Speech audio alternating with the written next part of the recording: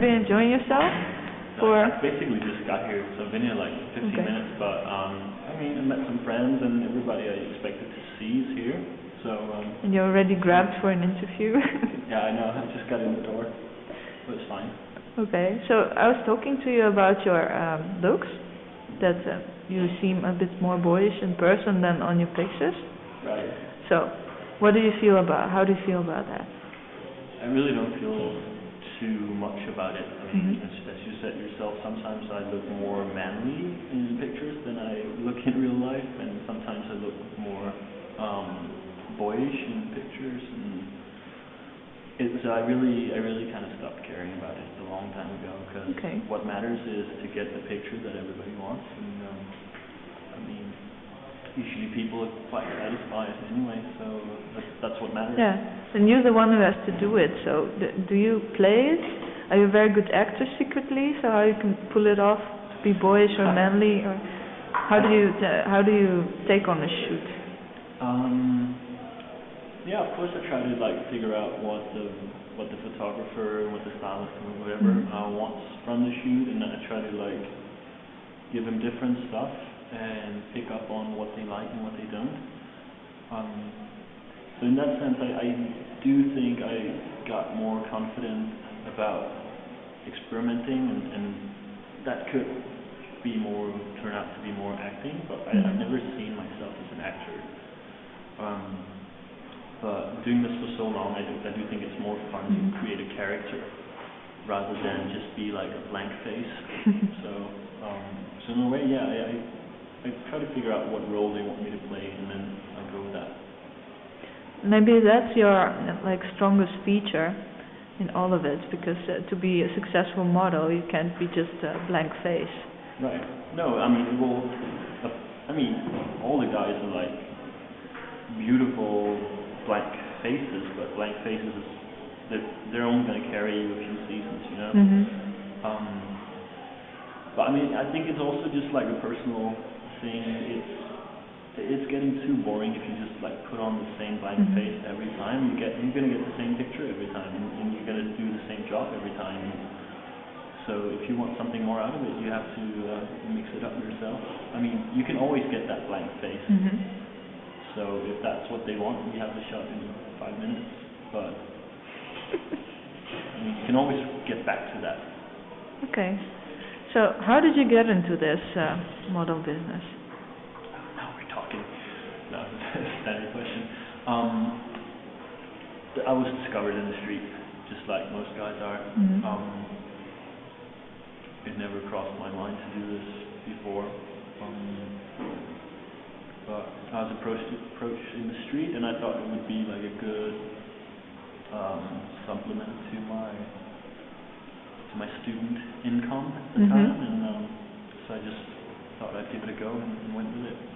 Okay, because I know a lot of guys actually who get approached because they're sort of good looking, so do you want to be a model, blah blah blah, but guys don't go for it that easy. No. So, and actually the owner of Scoop Models also said that the younger boys that take you as an example, and going to modeling, I think that's quite special if boys are interested in this, because usually it's a girl thing. Yeah. How do you experience that? Are there a lot of male models that,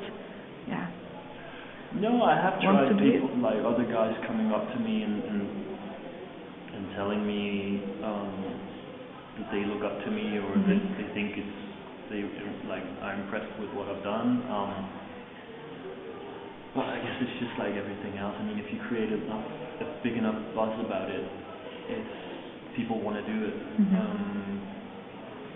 I don't know.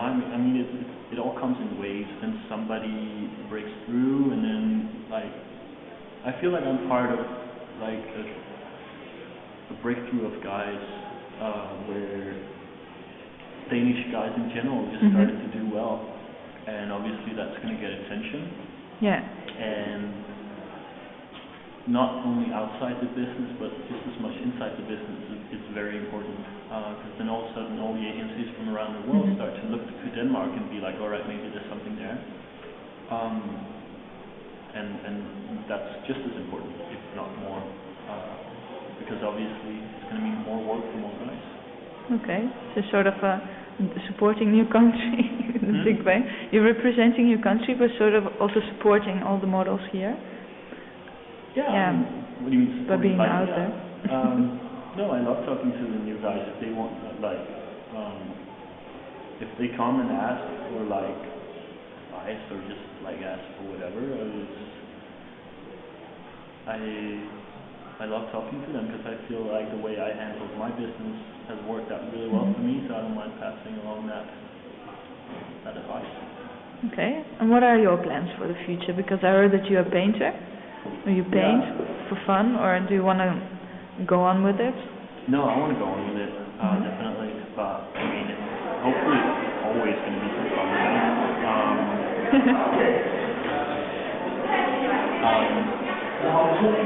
And what was the study that you did? Did you do art school by any chance? No, I didn't actually. I never did. I was just in high school. Okay. But I've been drawing all my life. I drew a lot right at that point as well, and since then it just evolves really. You just want to do new stuff, expand what you can do all the time. So. Do you want to do a special study for it, or just doing your thing? Yeah, no, I wouldn't mind, but it just has to be able to be combined, because that's what this business is where it's a little bit difficult, because no matter what you do, you always have to be able to mix it up with the modeling and actually modeling it's not necessarily very time consuming, but it's very unpredictable. So it's tough to have something steady on the side, because then all of a sudden modeling breaks in, and So then suddenly tomorrow you have to go to Paris, where you should have been doing your exams or something like that.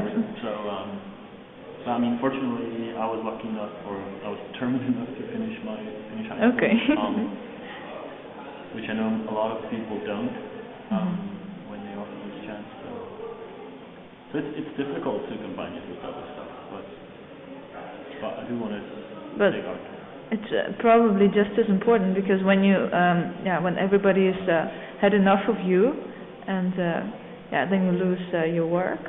And what do you do then if you don't have an education? Right. Yeah, I mean, but you can only. I feel like, in a way, I'm more fortunate than most, because I've already proven myself, and I can now also get booked based on who I am. So in that way, I might be able to work longer than most guys. But I mean, you're totally right. At some point, I mean, there might not be enough work for me to be pleased with it, and then just on to doing something else.